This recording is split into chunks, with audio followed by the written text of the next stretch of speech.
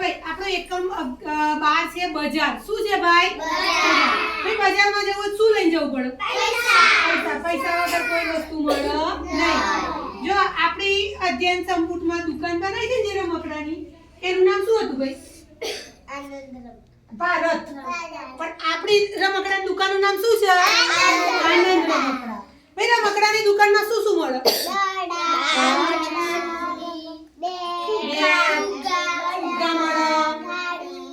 ગાડી બધું મળે. વિમાન મળે. જો ઊંટ છે ભાઈ, ગાડી છે, સિંહ છે, બધું કોની દુકાને મળે બેટા? રમકડાની. ફૂલ રેકેટ મળે, બોલ મળે, સ્ટમ્પ, ટેડી બિયર મળે. એ બધું કોની દુકાને મળે ભાઈ? રમકડાની. ભાઈ રમકડાવાળાની દુકાને આઈસ્ક્રીમ મળે? ભાઈ રમકડાવાળાની દુકાને આઈસ્ક્રીમ મળે? ભાઈ આઈસ્ક્રીમ કોના તો મળે? ઠંડા પીણાવાળાને તઈ મળે. રમકડાવાળાને તઈ આઈસ્ક્રીમ મળે નહીં. ભાઈ શાકભાજીની દુકાન જોઈ તમે? ભાઈ શાકભાજીની દુકાનમાં શું શું મળે?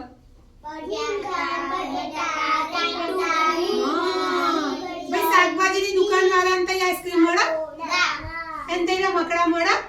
ના મળે.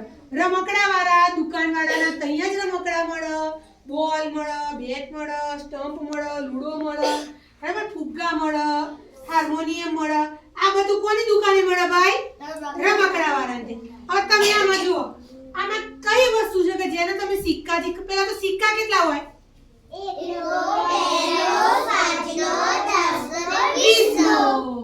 પછી તો બધી નોટો આવી જાય. હવે આમાંથી કઈ વસ્તુ છે બેટા કે તમે એને સિક્કાથી ખરીદી શકશો? ઘડી. નાની ઘડી 10 રૂપિયાની હોય, 20 રૂપિયાની હોય. ભાઈ ટોપી કઈ છે? આ ટોપી ક્યારે પહેરવાની? બર્થડેની ટોપી ક્યારે પહેરવાની? બર્થડે ઉપર. ભાઈ બર્થડેની ટોપી પહેરીને શું બોલો તમે?